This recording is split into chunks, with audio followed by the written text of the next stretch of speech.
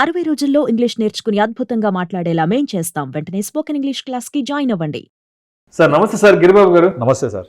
Sir Giribabu గారు, మొట్టమొదటిసారిగా mutual ఫండ్స్లో ఇన్వెస్ట్ చేద్దాము అనుకున్న వాళ్ళకి మీరేమైనా ఒక 5 పంచసూత్రాలు ఏమన్నా చెప్తారా? వెరీ గుడ్ క్వశ్చన్ అండి. ఇన్వెస్ట్మెంట్స్ గురించి ఆలోచిస్తున్నప్పుడు స్టాక్ మార్కెట్ అనేది అందరికీ గుర్తొచ్చే ఒక ముఖ్యమైన ఇన్వెస్ట్మెంట్ పథకం.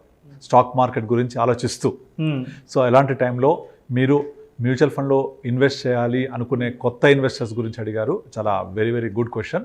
సో నేను మ్యూచువల్ ఫండ్స్ ఇన్వెస్ట్ చేసే వాళ్ళకు ఉండే అపోహలని నివృత్తి చేస్తూ ఎలా చేయాలి మనం డిస్కస్ చేద్దాం. నార్మల్గా నేను ఒక డేటా చెప్తాను మీకు. గత 23 సంవత్సరాలలో అంటే 2000 సంవత్సరం నుంచి ఇప్పటిదాకా తీసుకుంటే స్టాక్ మార్కెట్లో ఉన్న ఒక 100 కంపెనీలు అనుకోండి, లిస్టెడ్ కంపెనీస్. ఆ 100 కంపెనీస్ తీసుకుంటే 23 ఇయర్స్లో దాదాపుగా 90% ఆఫ్ కంపెనీస్, అప్పటి నుంచి ఇప్పటిదాకా ఉన్న కంపెనీస్లో 90% కంపెనీస్ మార్కెట్లోంచి ఎగ్జిట్ అయిపోవడమో, లేదా దాని ఐపీఓ ప్రైస్ కంటే తక్కువ ఉండడమో, లేదా ఆ ప్రైస్ కంటే కొంచెం అటు ఇటుగా ఉండడం జరుగుతుంది. 90% కంపెనీస్. అంటే ఇప్పుడు క్రియేట్ అయిన సంపద అంతా కూడా కేవలం ఒక 10-15 సంస్థలు, కంపెనీస్ ద్వారా క్రియేట్ అయిన సంపదనే. కానీ ఇదే 23 సంవత్సరాలలో ఏవైతే మ్యూచువల్ ఫండ్స్ ఎగ్జిస్ట్ అయినాయో 23 ఇయర్స్ బ్యాక్, ఇవాళ చూసుకుంటే దాదాపుగా ప్రతి ఫండ్ కూడా మోర్ దెన్ 15-18% CAGR క్రియేట్ చేశాయి. అంటే స్టాక్ మార్కెట్లో స్టాక్స్ చూసుకుంటేనేమో 90%, బట్ ఐపీఓ ప్రైస్ని దాటలేకపోయాయి. తర్వాత అప్పుడు ఉన్న కంపెనీస్ ఇప్పుడు లేకపోయి ఉండొచ్చు, వ్యానిష్ అయిపోయాయి. కేవలం 10% మాత్రమే ఇవాళకి కూడా మనుగడ సాగిస్తున్నాయి. అవి మల్టీఫోల్డ్ క్రియేట్ అయినాయి. అంటే selection of that 10% is very difficult. వేరే మ్యూచువల్ ఫండ్లో ఆ ప్రాబ్లం లేదు. మ్యూచువల్ ఫండ్లో దాదాపుగా ప్రతి ఫండ్ ఇవాళ తీసుకుంటే వర్స్ట్ పర్ఫార్మెన్స్ కూడా మోర్ దెన్ 15% ఉంది. మీకు తెలుసు కదా, 15% 15 ఇయర్స్ ఇన్వెస్ట్ చేస్తూ పోతే 15,000 SIP will create 1 crore. So direct investment versus mutual fund గురించి మాట్లాడితే నేను ఎగ్జాంపుల్ చెప్తాను అందరికీ. సో మ్యూచువల్ ఫండ్లో ఇన్వెస్ట్ చేసిన ప్రతి ఇన్వెస్టర్ 15% పైగా లాభం సంపాదించాడు ఇవాళ. కనుక స్టాక్ మార్కెట్ గురించి ఆలోచించిన డైరెక్ట్ ఒకసారి జంప్ అవ్వకుండా స్టార్ట్ విత్ మ్యూచువల్ ఫండ్. ఒక ఇన్వెస్ట్మెంట్ జర్నీ అనేది మ్యూచువల్ ఫండ్లో స్టార్ట్ చేస్తే చాలా హ్యాపీగా ఉంటుంది. మీ యొక్క ఇన్వెస్ట్మెంట్ జర్నీ హ్యాపీగా ఉండడమే కాదు, గోల్ని కూడా రీచ్ అవుతారు. సో కనుక ఇప్పుడు ఇలా ఇన్వెస్ట్మెంట్ చేయాలనుకునే వాళ్ళ కోసం ఫస్ట్ అండ్ ఫార్మోస్ట్ రూల్ ఏంటంటే, ఫాలోవర్స్ రూల్ ఏంటంటే, వాట్ ఈజ్ మై గోల్? నా గోల్ ఏంటి? ఎందుకు ఇన్వెస్ట్ చేస్తున్నా? అసలు ఎస్, మ్యూచువల్ ఫండ్స్ గొప్పతనం ఏంటంటే మీ గోల్ 1 డే కోసం అయితే కూడా there are funds, overnight funds ఉంటాయి. నేను ఒకరోజే పెడతాను అంటే ఒకరోజు మీరు అనుకోవచ్చు అది గోలా అని. కంపెనీస్ ఉంటాయి, పెద్ద పెద్ద కంపెనీస్, వాళ్ళ దగ్గర కొన్ని 100 కోట్లు ఉంటాయి. శాలరీస్ కోసం కొన్ని పక్కన పెడుతూ ఉంటారు. అవి శుక్రవారం వేసేస్తారు, సోమవారం తీసేస్తారు. ఓవర్ నైట్ ఫండ్స్ అంటారు. లిక్విడ్ ఫండ్స్ ఉంటాయి. ఇవి 2 days 3 days కోసమే, మ్యాక్సిమం 1 week, అంతకుమించి ఉండవు.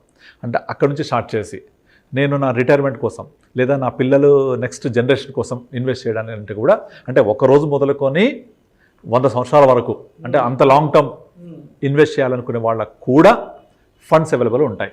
ఇక్కడంతా ఏంటి, నేను ఎందుకోసం ఇన్వెస్ట్ చేస్తున్నా, నేను ఇవాళ ఇన్వెస్ట్ చేసేది దేనికోసం, ఏ గోల్ రీచ్ అవ్వడం కోసం అని ఆలోచన చేసుకొని మన గోల్ రీచ్ అవ్వడానికి ఏ ఫండ్స్ అయితే సూటబుల్ ఉంటాయి అనేది మనము అసెస్ చేసుకోవాలి. మనం చేయలేకపోతే we have to approach financial advisors, ఆర్థిక నిపుణులు, ఆర్థిక సలహాదారులని అడిగితే మన గోల్కి సూటబుల్ అయ్యే ఫండ్స్ వాళ్ళు చెప్తుంటారు. సో ఆ ప్రకారంగా ఇన్వెస్ట్ చేసుకోవాలి. అంతేగాని మామూలుగా నేను ఒక బెస్ట్ ఫండ్ ఇన్వెస్ట్ చేస్తాను, ఒక బెస్ట్ ఫండ్ చెప్పండి అంటే బెస్ట్ ఫండ్ ఎప్పుడూ ఉండదు, ఏది ఉండదు. ఒక సూటబుల్ ఫండే ఉంటుంది. మనం ఎదురు కూడా చెప్పినట్టు ఒక డ్రెస్ అనేది ఒక హీరో వేసుకుంటే ఆ హీరోకి సూటబుల్, అది మనకు సూటబులా కాదా అనేది మనం వేసుకుంటే కానీ తెలియదు. కనుక అతనికి బాగుందని మనం వేసుకుంటే ఇమిటేషన్ ఎప్పుడు కరెక్ట్ కాదని. కనుక మన గోల్ ఏంటి, నీడ్ ఏంటి, రిక్వైర్మెంట్ ఏంటి, దాని ప్రకారంగా మన యొక్క ఇన్వెస్ట్మెంట్ జర్నీ స్టార్ట్ అవ్వాలి. సో అప్పుడు మన ఇన్వెస్ట్మెంట్ జర్నీ స్టార్ట్ అయినప్పుడు ఈ మధ్యలో జరిగే ఒడిదుడుకులు ఎందుకు చెప్తున్నానంటే, స్టాక్ మార్కెట్ ప్రయాణం ఎప్పుడూ ఒడిదుడుకులే ఉంటాయి. ఎప్పుడు స్టాక్ మార్కెట్ స్మూత్గా వెళ్ళదు, ఈసీజీ లాగా వెళ్తూ ఉంటుంది. ఈసీజీ ఎలాగైతే గ్రాఫ్ అప్ అండ్ డౌన్ ఉంటే మనిషి బ్రతికున్నట్టో, స్ట్రైట్ లైన్ ఈసీజీస్ మనిషి లేనట్టే. కనుక అప్ అండ్ డౌన్ అనేది స్టాక్ మార్కెట్కి ఆత్మ లాంటిది. ఎంత వొలటాలిటీ ఉంటే అంత ఎక్కువ రిటర్న్స్ ఇస్తుంది. దీన్ని తట్టుకొని మనం ప్రయాణం చేయాలి అంటే గోల్ పెట్టుకొని ప్రయాణం చేయాలి. ఇప్పుడు మనము ఒక కార్లో వెళ్తున్నాం అనుకోండి, జర్నీ ఎప్పుడు కూడా స్మూత్ రోడ్ ఉండదు కదా, మధ్య మధ్యలో గతుకుల రోడ్లు ఉంటాయి, ఊర్లు వస్తూ ఉంటాయి, ఆగిపోతుంది, అవన్నీ అర్థం తెలుసు మనకు. అలాగే ప్రయాణం కూడా ఉంటుంది. కానీ గతుకుల రోడ్ అని ఆగిపోతాం మనం, మన జర్నీ గమ్యం చేరే వరకు ఆగదు కదా. అలా గమ్యం చేరడం కోసం మన యొక్క ఇన్వెస్ట్మెంట్ జర్నీ కూడా వెళ్ళాలి. కనుక goal is the first and foremost thing to decide wear to invest. ఇది ఫస్ట్ గోల్. దాని తర్వాత ఫండ్ సెలక్షన్. ఈ ఫండ్ సెలక్షన్ వచ్చేసి మళ్ళీ ఈ ఫండ్ సెలక్షన్ కూడా దాదాపుగా చాలామంది చెప్తుంటారు, మీరు స్మాల్ క్యాప్ ఫండ్ ఇన్వెస్ట్ చేయండి, ఇంకొక పలానా కంపెనీ స్మాల్ క్యాప్ పెట్టండి, పలానా కంపెనీ మిడ్ క్యాప్ పెట్టండి అని చెప్తుంటారు. అంటే ప్రతి ఒక్కళ్ళకు ఒకే మందు ఇచ్చినట్టు ఇది. సో ఒక డాక్టర్ దగ్గరికి ఒక 3-4 పేషెంట్ వెళ్ళి 3-4కి సిమిలర్ కైండ్ ఆఫ్ ప్రాబ్లం ఉన్నా సేమ్ మెడిసిన్స్ రాయడు కదా. సో డాక్టర్ ప్రిస్క్రైబ్ చేసే ముందు డయాగ్నోస్ చేస్తాడు ఫస్ట్, వీళ్ళ సమస్య కారణం ఏంటి. సమస్య ఒకటే కానీ కారణాలు వేరవచ్చు. మీ యొక్క వయసు ఎంత, ఫిజికల్ ఎంత, మీ యొక్క నేపథ్యం ఏంటి, మీ యొక్క అలవాట్లు ఏంటి, స్థితిగతులు ఏంటి, వాటన్నిటి బేరీ చేసుకొని మెడిసిన్స్ ప్రిస్క్రైబ్ చేస్తాడు. అంతేగాని లాంగ్ టర్మ్ అంటే కంపల్సరీ స్మాల్ క్యాప్ అంటే దాని జర్నీ చాలా ఒడిదుడుకులు ఉంటుంది, చాలా వొలటైల్గా ఉంటుంది. అర్థం చేసుకోవడం కష్టం, తట్టుకోవడం కష్టం.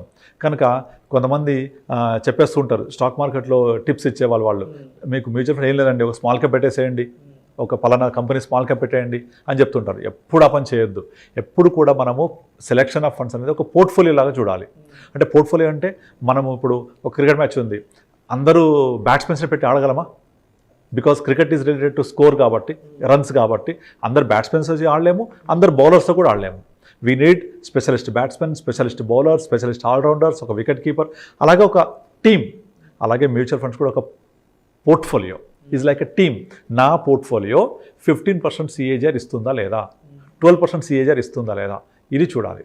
ఎందుకంటే ఆ పోర్ట్ఫోలియోలో FMCG ఉండాలి, IT ఉండాలి, బ్యాంకింగ్ ఉండాలి, ఫార్మా ఉండాలి, డైవర్సిఫికేషన్ ఉండాలి, స్మాల్ క్యాప్ ఉండాలి, మిడ్ క్యాప్ ఉండాలి, లార్జ్ క్యాప్ ఉండాలి. ఒక్కొక్క పని ఒక్కొక్కటి చేస్తుంది. కనుక portfolio selection is very very very important. ఇదైన తర్వాత మన ఇన్వెస్ట్మెంట్స్ ఇంతకుముందు చెప్పినట్టు డైవర్సిఫై కూడా ఉండాలి, డైవర్సిఫికేషన్ ఉండాలి. అన్నీ తీసుకెళ్ళి ఇప్పుడు నార్మల్గా 2006-7-8లో రియల్ ఎస్టేట్ బూమ్ నడిచినప్పుడు మీరు ఇన్ఫ్రా అని ఉంది అంటే చాలు పరిగెత్తుడే, అది రియల్ ఎస్టేట్ ఉందంటే పరిగెత్తుడే. దాంతో పెరుగుతున్నాయి కదా, అందరు తీసుకెళ్ళి ఒకే ఫండ్స్లో పెడితే 2008 నుంచి 2023 ఇన్ని సంవత్సరాలలో కూడా ఆ ఫండ్స్ పర్ఫార్మెన్స్ చేయలేదు. బికాజ్ ఆ సెక్టర్ మొత్తం పడిపోయింది. ఈ రోజుకి ఇంకా అప్పుడున్న ప్రైస్ లేవు. DLF అప్పుడు 1100 ఉండే, ఇవాళకి ఆ ప్రైస్ రాలేదు, సగం కూడా కాలేదు. అలాగే IT బూమ్ 2000లో వెరీ వెరీ హై ఉండే. అంటే IT బూమ్ నడిచినప్పుడు ఇన్ఫోసిస్, విప్రో లాంటివి చాలా హై ప్రైస్ ఉన్నాయి. ఇవాళ అప్పుడు ఇన్వెస్ట్ చేసిన వాళ్ళు కనుక ఇవాళ చూస్తే వాళ్ళ రేట్ ఆఫ్ రిటర్న్ హార్డ్లీ 5-6% కూడా లేదు. అంటే ఎంట్రీ ఈజ్ ఇంపార్టెంట్, ఆ డైవర్సిఫికేషన్ ఇంపార్టెంట్. మీరు డైవర్సిఫికేషన్ చేసినప్పుడు ఏమవుతుందంటే మనం ఒక దగ్గర స్ట్రక్ అవ్వం, ఇరుక్కుపోం. ఒక సెక్టార్ పర్ఫామ్ చెప్తే ఇంకో సెక్టార్ పర్ఫామ్ చేస్తుంది. సో ఓవరాల్గా అగైన్ పోర్ట్ఫోలియో. సో ఇప్పుడు FMCG పర్ఫామ్ చేయట్లేదు, బ్యాంకింగ్ చేస్తాయి, బ్యాంకింగ్ చేయట్లేదు, IT చేస్తాయి. ఇప్పుడు ప్రజెంట్ IT ఫుల్ డౌన్లో ఉంది. ITలో కొంచెం ఇన్వెస్ట్ చేయాలి, FMCG కొంచెం ఇన్వెస్ట్ చేయాలి. డిఫెండింగ్ సెక్టార్ అది, value category, growth category, blend category ఉంటాయి, అంటే హైబ్రిడ్ ఫండ్స్ అని ఉంటాయి. ఇట్లా గ్రోత్, వాల్యూ ఈ కేటగిరీస్ చూసుకొని మనము నష్టభయం తట్టుకుంటూ ఎలా ఇన్వెస్ట్ చేయాలి అనేది మనం ప్లాన్ చేసుకోవాలి. ప్లాన్ చేసుకొని డైవర్సిఫికేషన్ చేసుకోవాలి. తర్వాత ఫండ్ సెలెక్షన్లో కాంబినేషన్ ఉండాలి, పోర్ట్ఫోలియో ప్రిపేర్ చేసుకోవాలి. అవి చేసుకుంటూ మనం పెట్టిన ఇన్వెస్ట్మెంట్ ఇన్ఫ్లేషన్ని బీట్ చేస్తుందా లేదా, this is foremost rule. And inflation beat చేయకపోతే ఏ ఇన్వెస్ట్మెంట్ కూడా సరైనది కాదు. ఇప్పుడు కొంతమంది అమ్మో నాకు నష్టభయం వద్దు, నేను అన్ని తీసుకొని డెట్ ఫండ్లో పెట్టుకుంటా అంటారు. డెట్ ఫండ్ పెట్టుకుంటే అది బ్యాంక్ అంటే కొంచెం ఎక్కువ ఇస్తారు అంతే. Just bank plus FD plus kind of returns. FD plus kind of returns పెట్టుకొని నేను నా రిటైర్మెంట్ గోల్ వెళ్తా అంటే కరెక్ట్ కాదు, వర్కౌట్ కాదు. అలా అని చెప్పేసి నేను ఒక 6 months 1 year కోసం పెడతాను స్మాల్ క్యాప్లో పెట్టడం కరెక్ట్ కాదు. సో నా గోల్ ఏంటి, నీడ్ ఏంటి, రిక్వైర్మెంట్ ఏంటి, ఇది ఇన్ఫ్లేషన్ బీట్ చేస్తుందా లేదా, అంటే అగైన్ మన పోర్ట్ఫోలియో ఇన్ఫ్లేషన్ని బీట్ చేసేలాగా ఉందా లేదా. So create your own portfolio. So చాలామందికి వాళ్ళ యొక్క ఫ్రెండ్స్, కొలీగ్స్, ఇంటి పక్క వాళ్ళు సజెస్ట్ చేసేస్తూ ఉంటారు. కానీ వాళ్ళకి తెలియని విషయం ఏంటంటే ఎవరి క్వశ్చన్ పేపర్ వాళ్ళకే ఉంటుంది, ఎవరి క్వశ్చన్ పేపర్ వేరే వేరే క్వశ్చన్స్తో ఉంటుంది. అంత పక్కోడిని చూసి కాపీ కొడితే డెఫినెట్లీ ఫెయిల్ అవుతాం. ఎందుకంటే పక్కవాడి రిస్క్ అపడేట్ ఏంటి, ఇన్కమ్ లెవెల్స్ ఏంటి, సోర్స్ ఆఫ్ ఇన్కమ్ ఎంత కాలం ఇన్వెస్ట్ చేస్తున్నాడు, అతని గోల్స్ ఏంటి, దాన్ని బట్టి అతను డిసైడ్ చేసుకున్నాడు. కానీ మనం పక్కోడు పెట్టాడు కానీ అదే ఫండ్స్ మనం పెట్టుకుంటే అతను ఎప్పుడు ఎగ్జిట్ అవ్వాలో అప్పుడు ఎగ్జిట్ అవుతాడు. మనం ఎగ్జిట్ అవుతామా?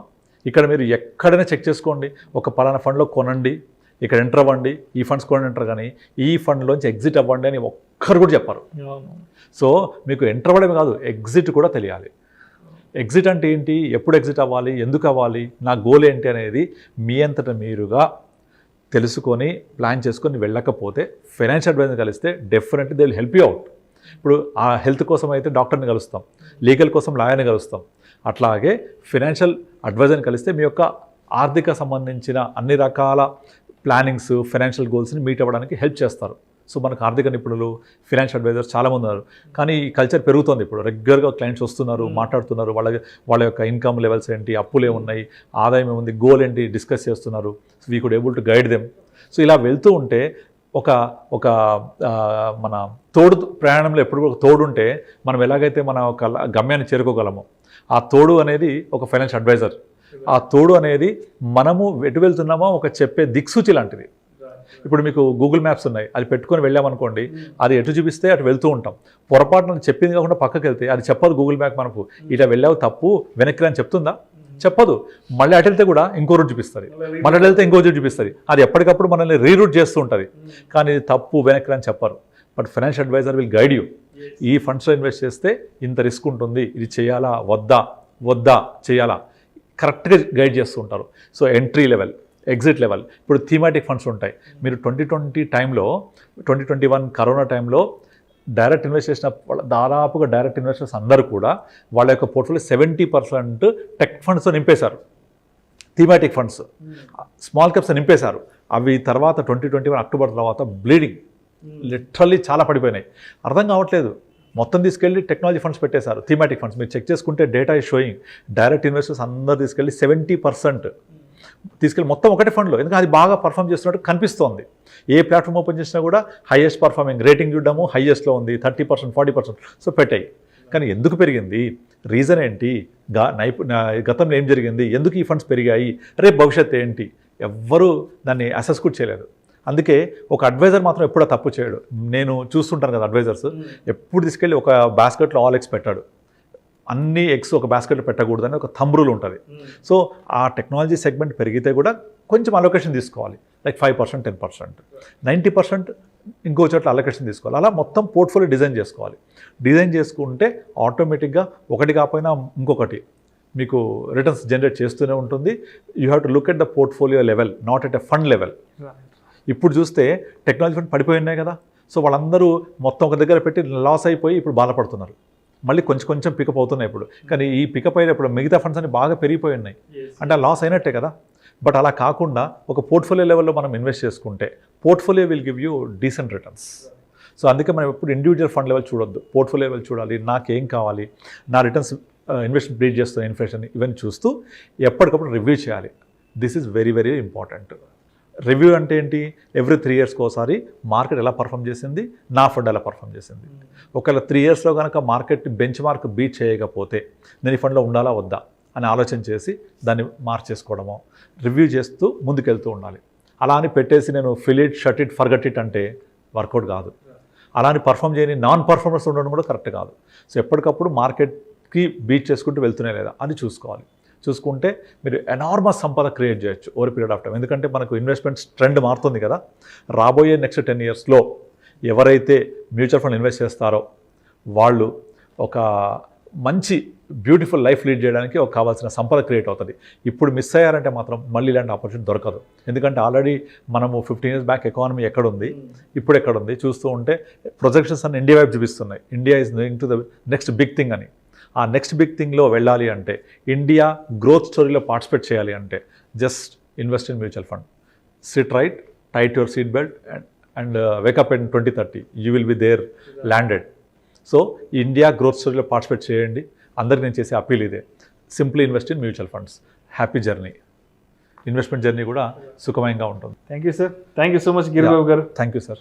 ఫస్ట్ టైం మ్యూచువల్ ఫండ్స్లో ఇన్వెస్ట్ చేసే వాళ్ళు ఎటువంటి జాగ్రత్తలు పాటించాలి, ఎటువంటి విషయాలను తెలుసుకొని ఇన్వెస్ట్మెంట్స్ జర్నీ అనేది స్టార్ట్ చేయాలి అనే అంశం గురించి చాలా క్రిస్టల్ క్లియర్గా తెలియజేస్తారు. Thank you so much sir. Thank you sir. ప్రేక్షకులకు విజ్ఞప్తి, ఈ వీడియోలో ప్రస్తావించబడిన అంశాలు కేవలం ప్రేక్షకులకు అవగాహన కొరకు, ఇన్ఫర్మేషన్ కొరకు, ఎడ్యుకేషన్ పర్పస్ కొరకు మాత్రమే వీటి గురించి ప్రస్తావించడమైనది. పెట్టుబడులు పెట్టే ముందు ఫినాన్స్ ప్రొఫెషనల్ని సంప్రదించి మాత్రమే తుది నిర్ణయం తీసుకోగలరని మా మనవి.